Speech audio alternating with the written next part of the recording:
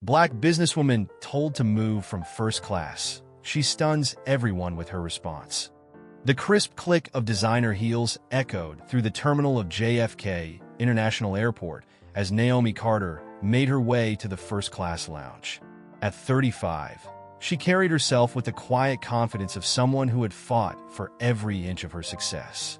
Her tailored navy suit and perfectly styled natural hair weren't just fashion choices.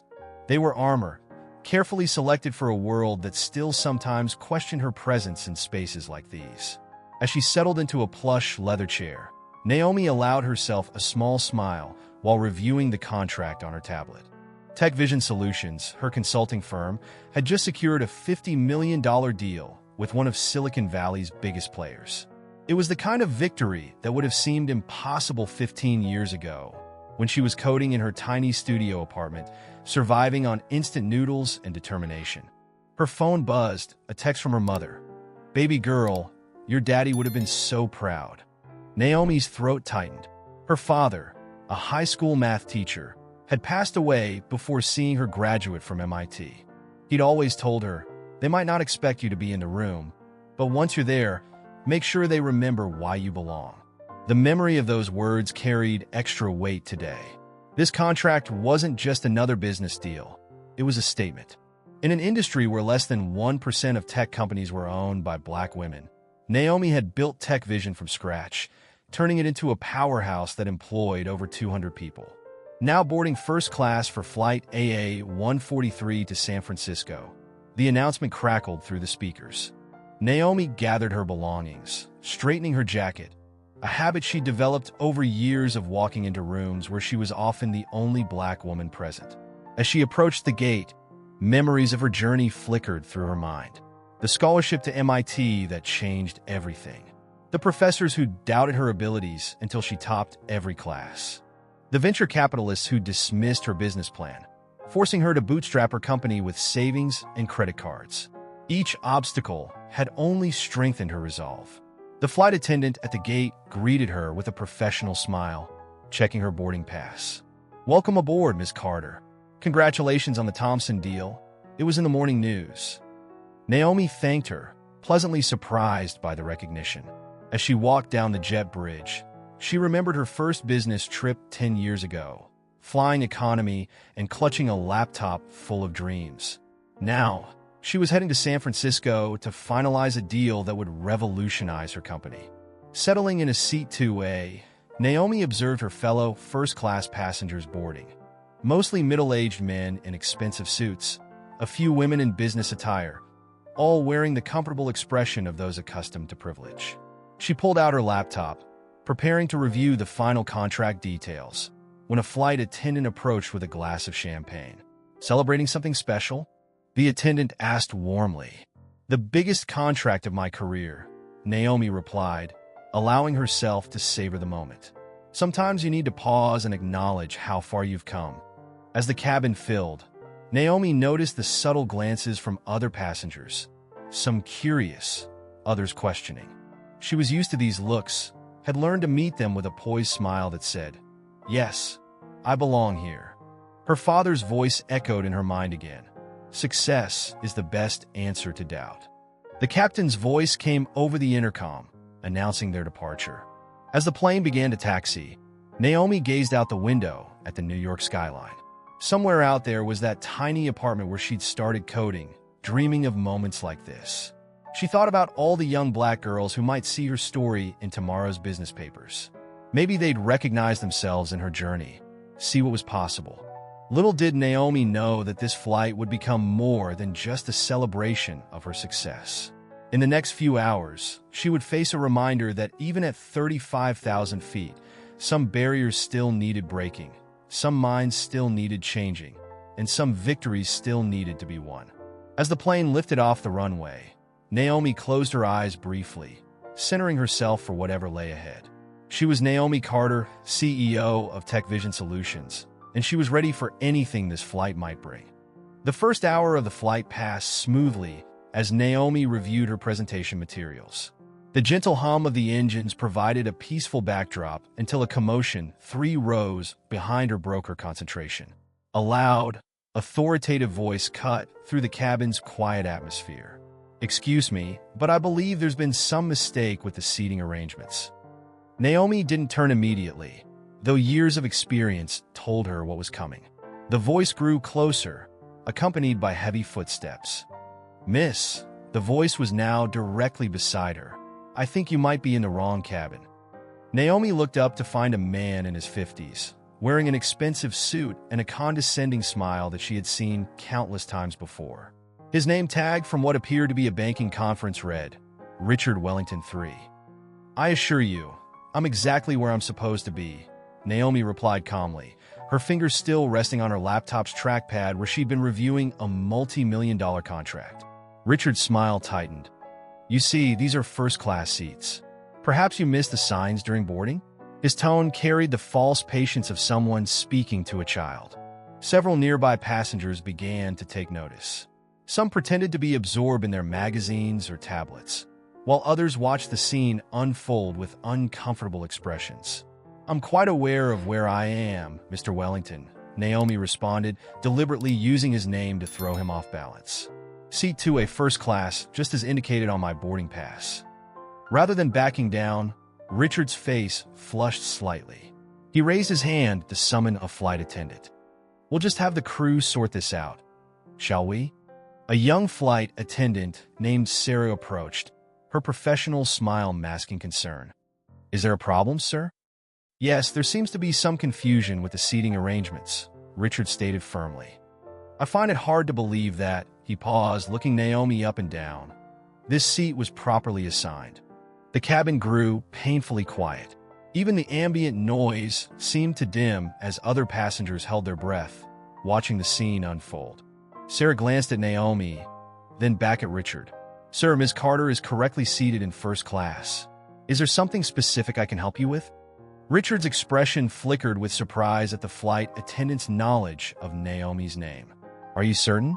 I mean, there must be some protocol for verifying." "The only protocol being violated here, Mr. Wellington," Naomi interrupted, her voice steady and clear, "is the basic protocol of human dignity. Would you like to explain exactly why you believe I shouldn't be in this seat?" The question hung in the air like a challenge. Several passengers shifted uncomfortably in their seats. A young executive 2 rows ahead removed his headphones to listen more closely. I simply thought," Richard stammered, his certainty crumbling as he realized the corner he'd backed himself into. "You thought what?" Naomi pressed, maintaining eye contact. "That someone who looks like me couldn't afford a first-class ticket? That I must have wandered in here by mistake? Please finish your thought."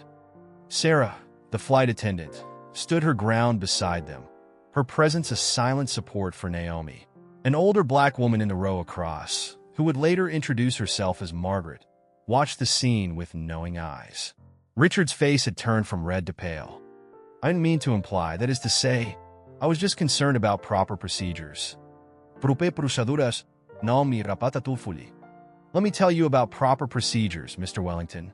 The proper procedure when boarding a flight is to find your assigned seat and mind your own business. The proper procedure when encountering another human being is to treat them with respect, regardless of their appearance." The cabin remained silent, but the atmosphere had shifted. What had started as an uncomfortable confrontation was transforming into something else. A moment of reckoning, a small but significant battle in a much larger war against prejudice and presumption. Richard stood frozen, caught between his embarrassment and his pride. The weight of dozens of eyes bore down on him as the full impact of his actions began to sink in.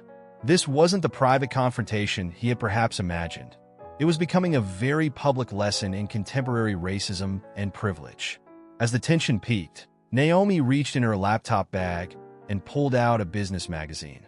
Her face graced the cover, alongside the headline, "Tech Vision's Naomi Carter, Revolutionizing Silicon Valley." Without a word, she handed it to Richard.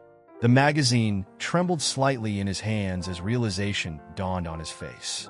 This wasn't just any passenger he had chosen to confront.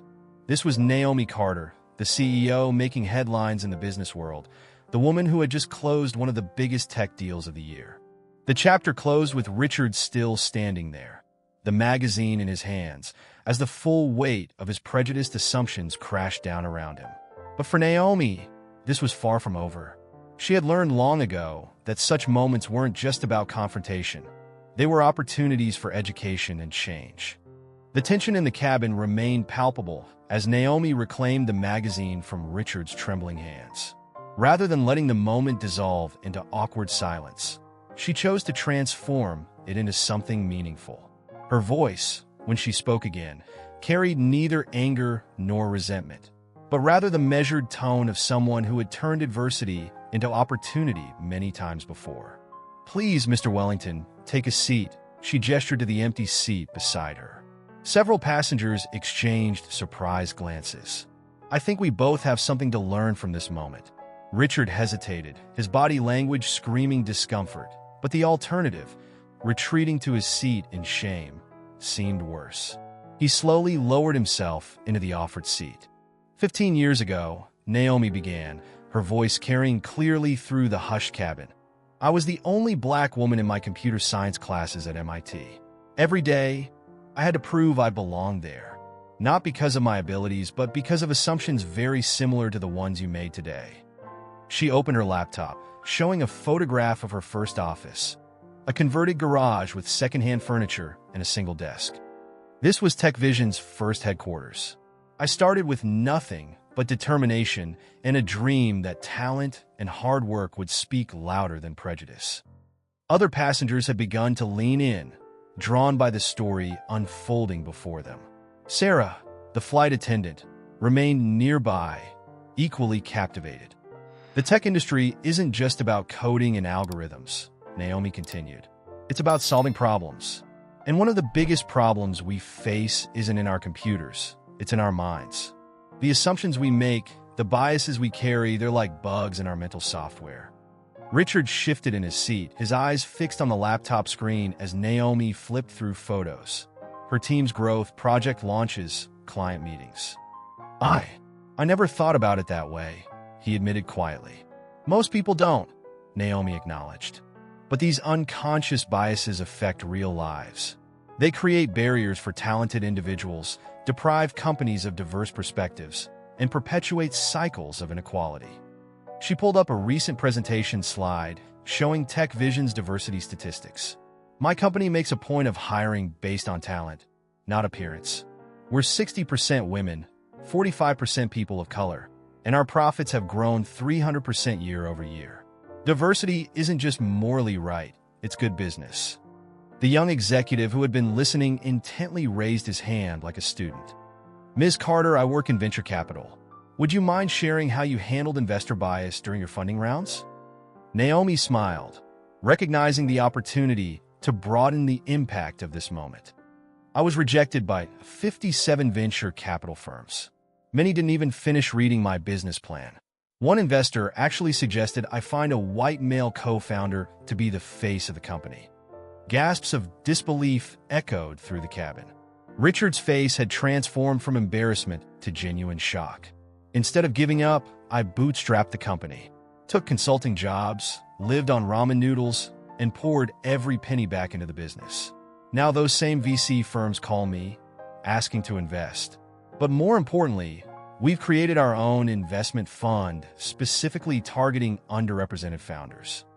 Margaret, the older black woman across the aisle, nodded in approval. "Child, you're not just building a company, you're building bridges." "That's exactly it," Naomi agreed. "Every time we challenge these biases, we're building bridges."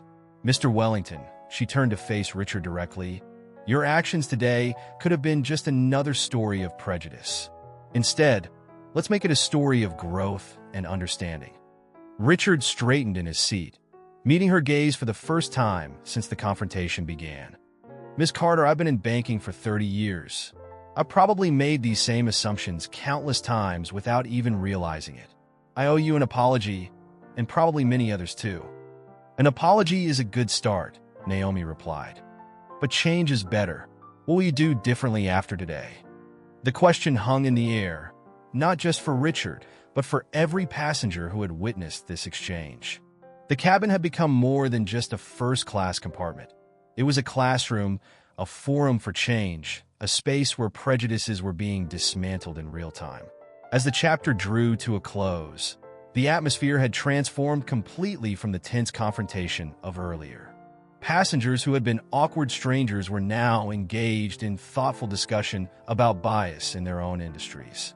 Richard remained in the seat beside Naomi, taking notes on his phone as she shared more insights about inclusive leadership.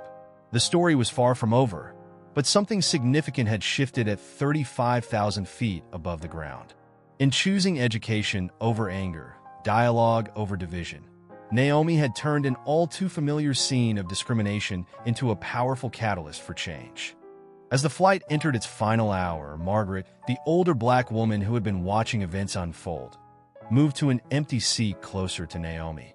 Her elegant gray hair and dignified bearing spoke of decades of experience, and the knowing look in her eyes suggested she had her own stories to tell. "I was a federal judge for 30 years, Margaret began, her voice carrying the weight of history. Started in 1975, when seeing a black woman on the bench was like seeing snow in summer. She reached in her handbag and pulled out a worn photograph, showing a younger version of herself being sworn in. The only woman of color in a sea of white faces. Naomi leaned in, immediately recognizing the significance of the moment. The other passengers, including Richard, fell silent again, sensing another layer of the story unfolding. "The first time I entered my courtroom," Margaret continued, "a lawyer demanded to see my credentials. Said he couldn't believe I was really the judge." She smiled wryly. "By the time I retired, I had mentored dozens of young black women in law. Each generation fights its battles, so the next can go further." Richard, who had been quietly absorbing everything, spoke up. "I'm starting to see how blind I've been. In my bank, we have diversity initiatives, but—" He paused, considering his words carefully. "I realize now they're just window dressing if we don't change our fundamental assumptions." "That's the first step," Margaret nodded approvingly. "Recognizing that the problem isn't just about policies, it's about perspectives." A flight attendant who had been listening approached with fresh coffee for everyone. "My daughter wants to be a pilot," she shared, "but she rarely sees anyone who looks like her in the cockpit. Hearing your stories gives me hope for her future." Naomi pulled out her business card and handed it to the flight attendant. "Have her contact me. TechVision has a STEM mentorship program for young girls. We'd love to include aviation." The conversation expanded as more passengers shared their own experiences and realizations. A young Asian woman in business class admitted she'd faced similar prejudices in her medical practice. An older white executive confessed to having made assumptions similar to Richard's and vowed to change his hiring practices. As the plane began its descent into San Francisco, Richard turned to Naomi with renewed purpose. "Ms. Carter, I'd like to do more than just apologize. My bank has a significant technology investment portfolio. Would you be willing to meet with our diversity and inclusion team? We clearly need a complete overhaul of our approach." "Systemic change requires more than just one meeting, Mr. Wellington," Naomi replied thoughtfully. "But if you're genuinely committed to doing the work, I'm willing to help guide that process." Margaret reached across and squeezed Naomi's hand. "This is how we create lasting change. One conversation, one connection, one converted mind at a time." The captain's voice announced their final approach, but the energy in the cabin remained charged with purpose. Passengers exchanged contact information, made plans for follow-up discussions, and committed to carrying these lessons beyond the confines of the flight. As the plane touched down, Naomi reflected on how differently this journey had turned out from what she'd expected. What began as a celebration of her company's success had become something far more meaningful, a catalyst for change, a moment of connection across generations, and a reminder that progress often happens in unexpected places. The last passengers to leave the plane were Naomi, Margaret, and Richard, three people who had boarded as strangers but were departing as partners in a larger mission. As they walked together through the terminal, their conversation continued, now focused on specific actions and next steps. "You know," Margaret mused, watching a diverse group of young professionals hurry past them. "Every generation thinks they're fighting the final battle for equality. But maybe the real victory isn't in ending the fight. It's in changing how we fight it. With dignity, wisdom, and the courage to transform confrontation into conversation. Naomi nodded, thinking of all the young entrepreneurs who would face their own versions of these challenges. The ceiling may be glass, she said, but our stories make it visible. Invisible things can be shattered. As they parted ways at the airport exit, each carrying not just their luggage but also the weight of their shared experience, they knew this flight had been more than just a journey across the country. It had been a journey across understanding, across generations, and across the divisions that too often separate us. Richard's final words captured the spirit of transformation that had taken place. I boarded this flight thinking I knew everything about success.